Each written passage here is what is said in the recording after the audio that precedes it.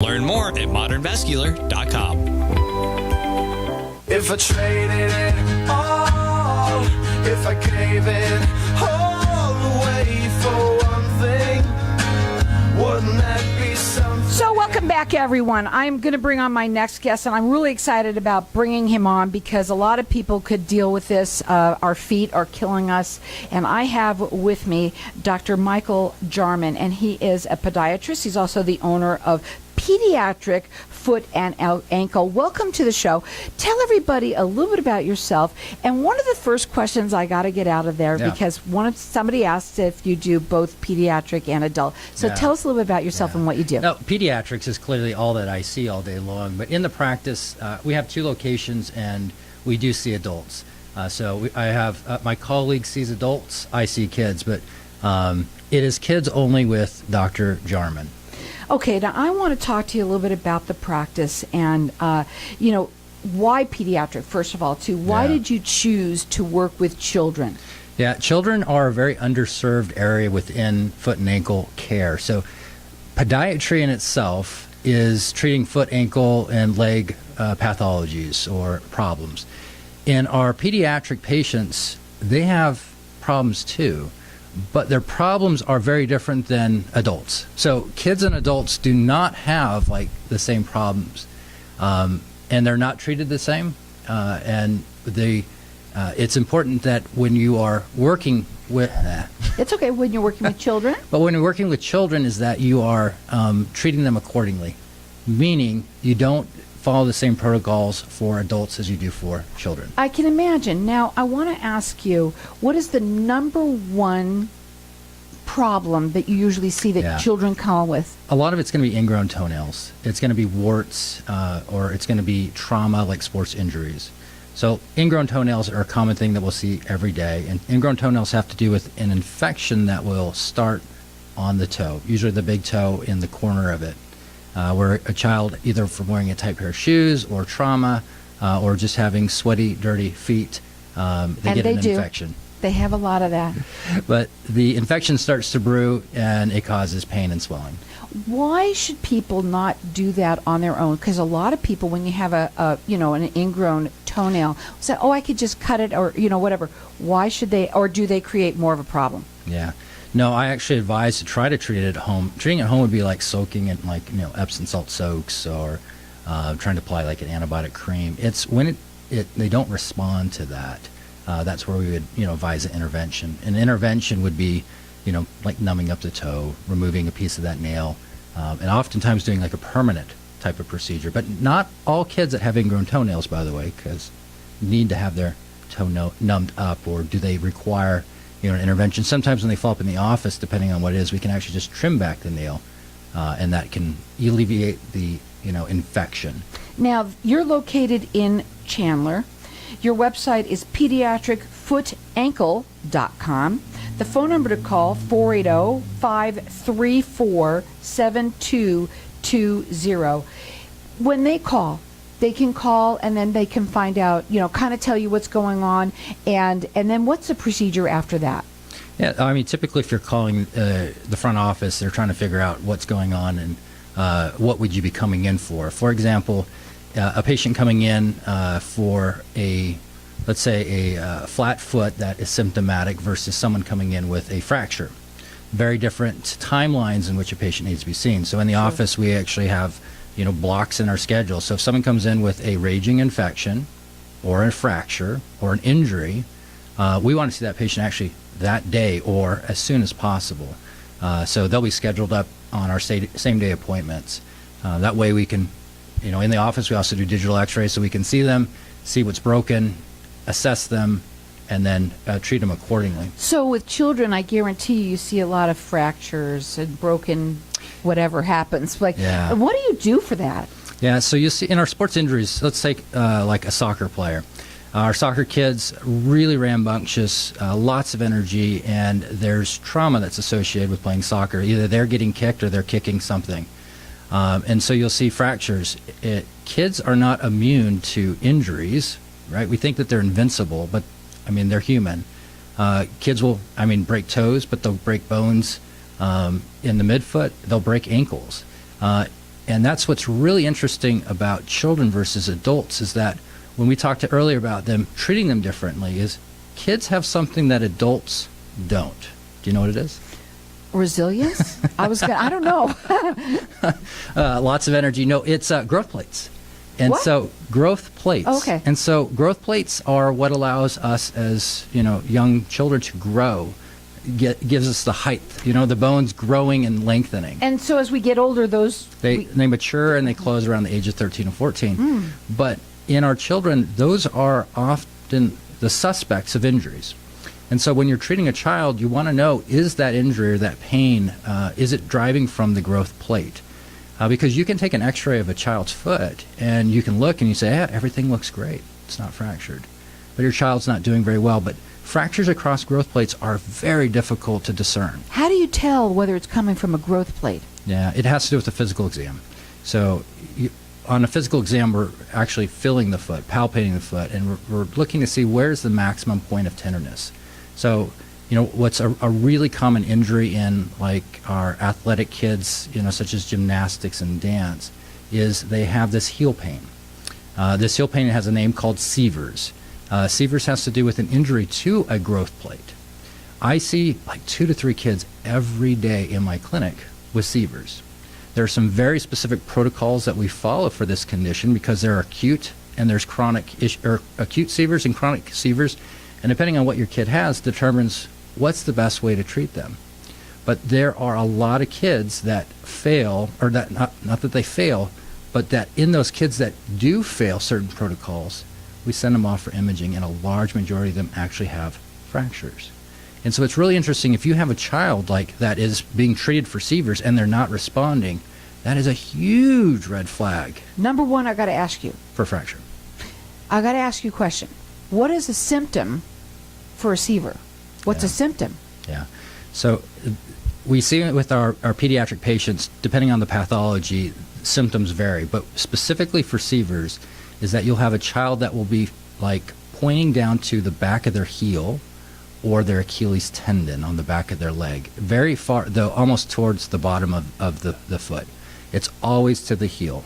There are other reasons why they'll point sometimes in these kids because they guard it so bad. They'll have a very abnormal gait. They'll have a wonky walk because the heel hurts so bad, they walk on the outside of their foot. They'll walk on their toes. And when they do that, that will create all sorts of other problems. So then their legs start to hurt and their foot starts and they develop, or their toes start to hurt and they have tendonitis. So these kids will come in and they'll be, just train wrecks. Let's say they do have a fracture. Yeah. What's the treatment? Yeah, it's cast. Gold standard, cast immobilization. You have a child that has a fracture, they need to be in a cast. Oftentimes kids will show up at urgent cares and urgent care, out of just convenience, will put them into boots. But if your child has a fracture, it really needs to be in a cast. Now, they do both adult and children, but you are specialized in the children in the pediatric side of this. They're located in Chandler.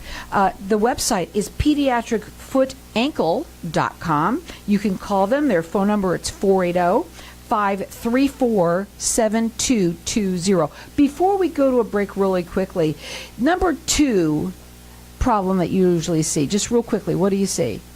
The second one. Well, Seavers, ingrown toenails, number 1. Seavers warts. Warts is a big one. Warts, a lot of kids get warts. How do they get those? Yeah, warts are viral infections that get on the skin, and warts on the bottom of the foot, plantar warts, are actually really difficult to get rid of.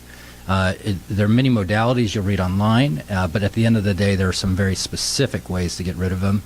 I hate when people call Dr. Google. Yeah. They go up online and they check it out and they think they're going to do the answer, and it could be worse, and you might as well take care of it right away. And we're going to go to a break. When we come back, we're going to talk a little bit further here. Again, they are located in Chandler. They do both, obviously, adult and children, but he specializes in the children. You can call them. Their phone number, it is area code 480-534-7220. Hang tight. We're going to be back in just a second.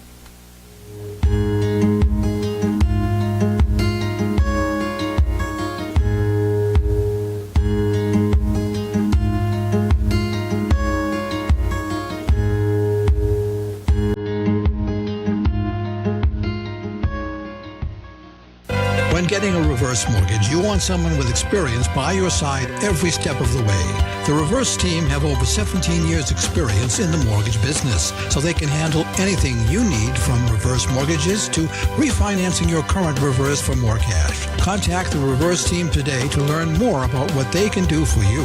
Call my Reverse team at 602-423-3996. That's 602-423-3996. MyReverseTeam.com. Not all borrowers will qualify. Lunatic LLC is a licensed mortgage broker. Arizona license number 0936435. Michael Allen, and MLDS ID is 5390966. Lunatic is not acting on behalf or endorsed by a government agency. Equal housing opportunity lender.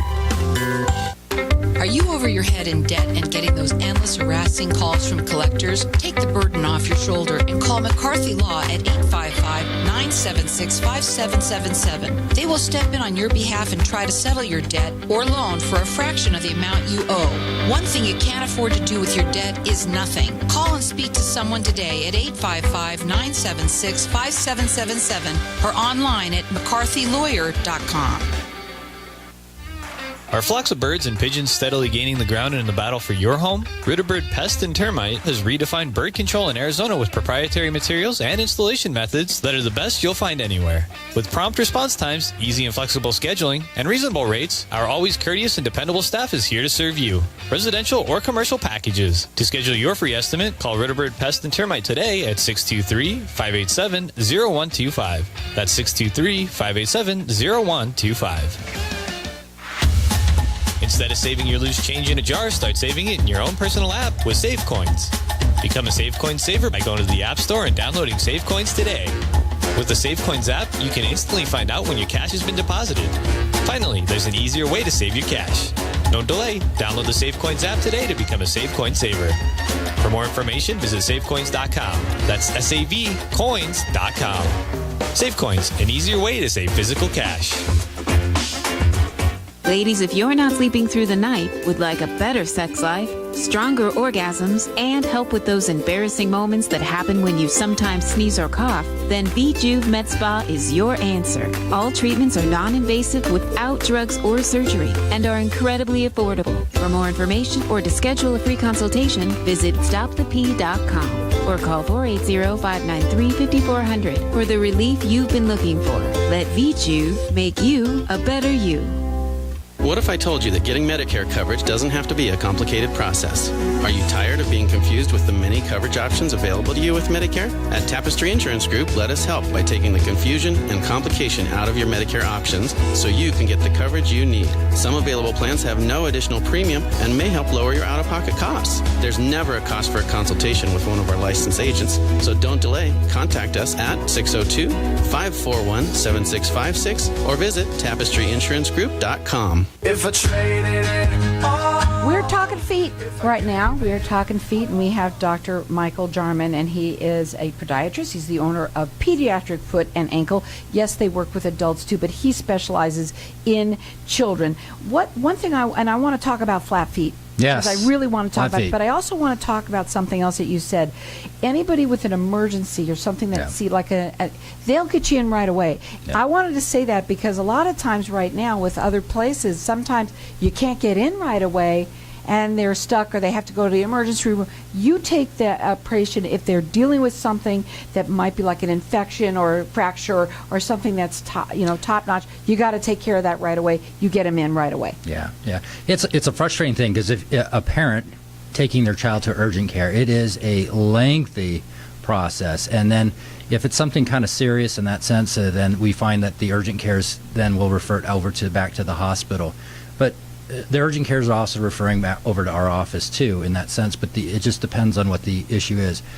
I mean, you can cut it out, not to say that you shouldn't go to urgent cares. That's why they're there. But if it's a pretty straightforward, concern, right? You come to the office and we're able to perform an x-ray. We're able to see exactly what's going on, get an accurate diagnosis, and that's huge because when you're going to urgent care, you're not dealing with individuals that specialize in, Right. I mean, you may have a pediatric urgent care, but they don't see foot and ankle stuff all day long. Right. That's not their specialty. So when you're coming to see Dr. Jarman or pediatric foot and ankle, you're being accurately diagnosed, treated correctly, and we can get you in, get you out, whatever it may be, or get a plan set up to solve the problem. They are located right in Chandler. The website, if you want to check them out, it is pediatricfootankle.com. The phone number is 480-534-7220. I want to go into flat feet. So Yeah. I thought you're born with flat feet, and that's about it. Flat feet is such a controversial topic because the question is do you treat it? Do you not treat it? How old should you be to treat it? If it doesn't hurt, do I leave it? If it's not severe? I mean, Does it cause a problem? Oh, it can cause a problem, sure. It's 80% of the patients that I see all day long have some form of a flat foot. It is not to say, though, that every child that has a flat foot has pain or will have pain, but the reality is that if you have a child that has pain and the symptoms are coming from the flat foot, recommendation for treatment is there. So in the office, as pain drives intervention. If your child has pain, an intervention should be made. If you have a child that has a painful flat foot, we want to talk about conservative care. Conservative care is putting an orthotic on their foot. And orthotics are just medical devices that alter weight-bearing surfaces. So when a child walks with an orthotic on, and orthotics, by the way, are not all the same. So we have to be very careful when I use that term. It is not a universal term. I'm talking about a medical-grade prescription orthotic, not Dr. Scholl's, not over the counter. But when a child is put in an orthotic, it stabilizes the foot. It makes it so the tendons in their legs don't have to compensate to support the foot. So conservative care with orthotic management is awesome. We find, though, is kids that are either stuck in orthotics or kids that have really, really severe flat feet that are obviously impairing the quality of their life. Those children, we do make stronger recommendations. And when we talk about that, you think surgery. And there are wonderful options that are conservative interventions that we can fix flat feet. There's a product called HypoCure. And then there's also, the tried and true is flat foot reconstructions that we make recommendations in older children that have failed everything. Well, you see, if you have flat feet, it may not be so good. So recommendation with flat feet, if you have a child that's under the age of 4, don't worry about it. Not a big deal. There's not enough energy that comes through a 4-year-old's foot that's ever going to cause any problems. But if they're having fatigue or if it's severe, right, there are they're called SMO braces. We put them on kids. We take measurements in the office, order them up, and they are the best thing since sliced bread to put on a child, because you'll take a child that's struggling with ambulation, walking, or meeting the milestones, and you'll put these on there, and it changes them. They can walk. It sounds like you do a lot of educating, Yeah. and for the parents, and you're definitely, obviously, very experienced at what you do and knowledgeable. So tell us a little bit about how you educate. Yeah, 90%, I joke, 90% of my job is just educating all day long. 10% is actually fixing things. But education is what's missing. It's the missing link to solving problems. Parents come in and they have an idea of what they have based off of Google, but the reality is we can provide an accurate diagnosis. An accurate diagnosis solves everything, because then you can actually go to Google and say, what do I have now that you have an accurate diagnosis? Right. But with an accurate diagnosis, then you can implement a treatment protocol, and then that treatment protocol will be successful in actually solving your child's problem. Because one of the things I'll see is patients will come in with inaccurate diagnoses and they have mixed outcomes. Like, well, Tommy kind of does better, but he doesn't do better when he does this and does that. And then you provide that accurate diagnosis, solves it. As I'm sitting here and I'm looking at some of the things that you treat, Yeah. I can't believe some of the things that I am looking at here that I would never Smorgasbord. Yeah, I mean, for instance, I'm going to talk about one here. I want to talk about the one, toe walking. Toe walking. Oh, my goodness. My brother walked on his toes, Yeah. never thought about it. Yeah, toe walking, that's a great one. I'm actually super passionate about toe walking. What is that? Yeah. So toe walking is a very underappreciated issue in our pediatric patients, and is actually really easily solved. I didn't know it was a problem. I remember some people would say, look at me, I can walk on my toes, but... Well, you'll talk to a parent that, if you're a parent of a toe walker, it's tough. I mean, it's really tough because... Tell me why. Because you don't have solutions, you don't have answers. And when you go online and you Google toe walking, it's all over the place. And you can follow some of these protocols that are out there, and you still find that your child toe walks. Why do they toe walk? Yeah, so the main reason why we see in our younger children, we want to rule out neurological issues. And so we'll rule that out, because we're going to say 95% of kids that toe walk are perfectly normal. and we'll call that idiopathic. When you talk to a provider like myself who does surgery, I do surgery on toe walkers on a regular basis. I'll see a toe walker almost every day in the office. Conservative care is always rendered, and conservative care works great, and there's a very specific type of brace that these children will wear at night, just like braces on your teeth, that will lengthen the Achilles tendon. But in children that are not responding or just are older, we make recommendations for intervention. And I know that's a tough one for sometimes parents to hear or swallow, but the reality is I can take a child who's been walking for 12, 14 years, and in 6 months they will walk normal. And it will bring tears to your eyes when you watch before and after how these children, it just changes everything. But if we can see a toe walker when they're young, now toe walking under the age 3, I'm not too concerned about unless they're really an outlier. But when we can get them when they're young, we can implement a very specific protocol that can actually significantly reduce, not reduce, I want to say fix. I got to be careful about saying fix, but really improve the toe walking. It's equinus, typically. Equinus is just tightness of the gastrocnemius complex, Achilles tendon, but that there's a protocol that can be followed, and if you follow that, I can guarantee you will have significant improvement. Their phone number, 480-534-7220. Their website is pediatricfootankle.com. There's no and in it. I thought I said that one time, but not here on the air. I did it before the show, but I want you to know, guys, it's just pediatricfootankle.com. Yeah, pediatricfootankle.com. Yeah. Now, I also want to talk a little bit about some of these other things, because I have to talk about this. So, there's pigeon toe. Yeah, in toe and out toe. That's an issue. They're all patient specific. There's many different causes for why a child in toes, why the child out toes, and these are tough to deal with. There are windows of opportunity that we love to hit, especially with like in toeing, because it can be something called metatarsus adductus, femoral torsion, or femoral anteversion. And when we see a child that's really young, we can actually kind of correct those things. When you see them when they're older, you can improve them, but correcting them is very difficult. So windows of opportunity are open depending upon what the condition is. I have to talk about this one because I have one. I've never said this on air. Oh, no. 15 years. What's a hammer toe? I think it's a hammer toe. What's a hammer toe? Yeah, hammer toes in kids and adults are actually different. So we got to distinguish that. But I've had it since I'm born. Yeah. It's usually a contracture of the tendons. It's an imbalance in the tendons. So in our children, when we see hammer toes, or sometimes we'll call it curly toes, only one, though, guys. Only one. I only have one. Go ahead. Go ahead. No, there are actually, if I see a child in the office that has a hammer toe, we can actually correct it in the office. Is the earlier the better? Absolutely, because it's a soft tissue contracture, so you can release the soft tissue and the toe straightens right out. But in an adult, you have to have surgery. Yeah, I'm sure. Of course, right? But now, what else would we say?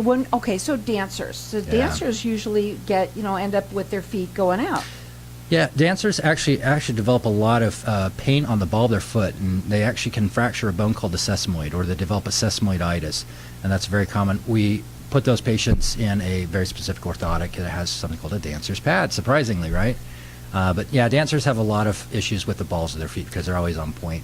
We can talk for hours and hours. Now, I want to get out, too, that they do, at the practice, treat adults as well as children, but you specialize in children. Yeah, pediatrics.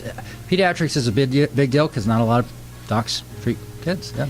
And I, you know what? You're a friendly guy, and you know what? You love to work with children. It sounds like you educate the family and so that everybody understands what they're doing. Yeah. You could call them. Their phone number, it's 480-534-7220. They're located in Chandler. Their website is pediatricfootankle.com. Call and find out what's going on. I mean, especially if your children are dealing with pain, that's not good. They don't need to. If they've gotten a fracture, if they're getting hurt by their sports or whatever it is, call them. Their number again, 480-534-7220. Not that I can